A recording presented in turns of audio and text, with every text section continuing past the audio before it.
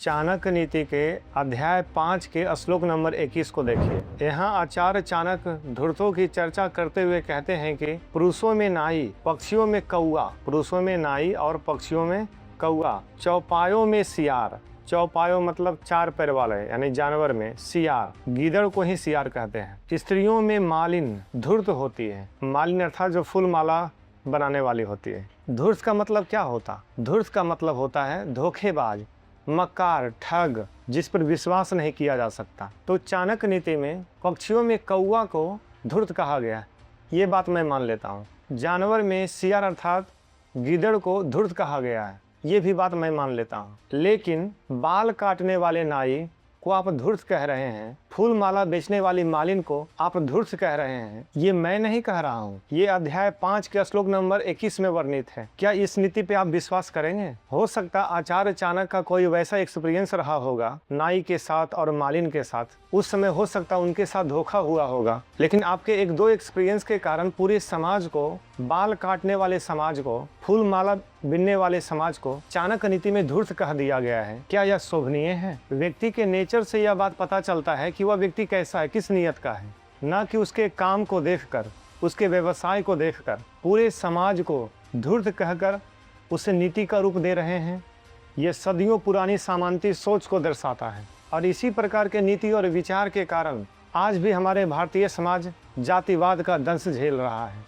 गरीबों के पेशे को नीचा दिखाना और उनके जन्म, कर्म और पेशा के आधार पर व्यवसाय विशिष्ट लोगों को धूर्त साबित कर देना, यह चाणक्य नीति की सबसे बड़ी और जहरीली चालाकी है। अगर नाई और मालिन को धूर्त मानते हैं तो राजाओं के दरबार में बैठे मंत्रियों लोग जो हमेशा छल, प्रपंच, कपट का चक्रव्यूह रचते हैं, क्या वे धूर्त नहीं हैं या फिर वे धूर्तों के सरदार हैं? चलिए चाणक्य नीति के एक और श्लोक पे बात करते हैं। चैप्टर नंबर 6 श्लोक नंबर 4। यहाँ आचार्य चाणक्य भ्रमण के महत्व को प्रतिपादित करते हुए कहते हैं कि भ्रमण करता हुआ राजा पूजा जाता है, भ्रमण करता हुआ ब्राह्मण पूजा जाता है, भ्रमण करता हुआ योगी पूजा जाता है और भ्रमण करती हुई स्त्री नष्ट हो जाती है। आप श्लोक को देख सकते हैं, श्लोक नंबर 4। यहाँ आप इस श्लोक में देख सकते हैं, स्त्री भ्रमति विनश्यति। राजा जब भ्रमण करे और जनता से मिलते जुलते रहे तो वो सच में पूजनीय है। जनता के दुख सुख को जब वो महसूस करता हो तो राजा पूजनीय योग्य है। इसी प्रकार से भ्रमण करता हुआ ब्राह्मण, ब्राह्मण यदि भ्रमण करके ज्ञान का संचार करता हो तो वो सच में पूजनीय है। बहुत अच्छी बात है। भ्रमण करता हुआ योगी पूजा जाता है।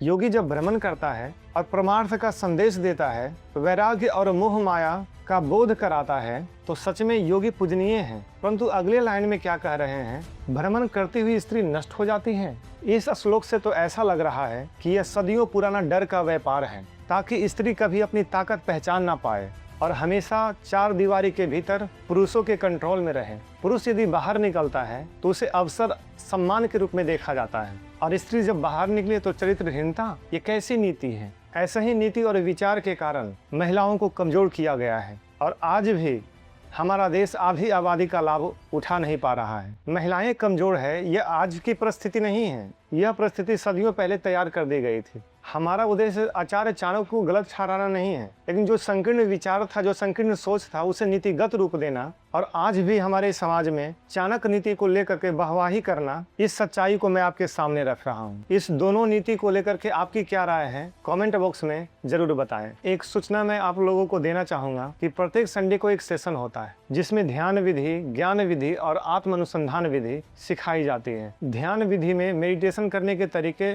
बताए जाते हैं जिससे व्यक्ति का मानसिक संतुलन बना रहता है और वो मानसिक रूप से मजबूत होता है। ज्ञान विधि में महापुरुषों की रहनी बताई जाती है। संकट के समय में महापुरुष कैसे डिसीजन लेते थे, इन सब पे चर्चा होती है। आत्म अनुसंधान विधि में आप अपनी कमियों को आइडेंटिफाई करके उस कमियों पे काम करते हैं और जैसे ही कुछ दिन के बाद आप निरंतर यह अभ्यास करते रहते हैं, आपकी कमियां कम होती जाती है और आपके भीतर आत्मविश्वास बढ़ता चला जाता है। यदि इन तीनों विधियों का आप नियमित रूप से अभ्यास करते हैं तो आपके भीतर धैर्य, साहस, हिम्मत आती है। आपकी आत्मिक शक्ति, चेतन शक्ति मजबूत होती है। क्योंकि समस्या आती रहेगी, जाती रहेगी। समस्या को आप रोक नहीं सकते, लेकिन आप अपनी क्षमता बढ़ा सकते हैं। फिर छोटी समस्या आपको तंग नहीं कर पाएगी और समस्याओं को टैकल करने का आप कला सीख जाते हैं। संडे सेशन को ज्वाइन करिए, लिंक डिस्क्रिप्शन में दिया हुआ है। मिलते हैं अगले वीडियो में। धन्यवाद।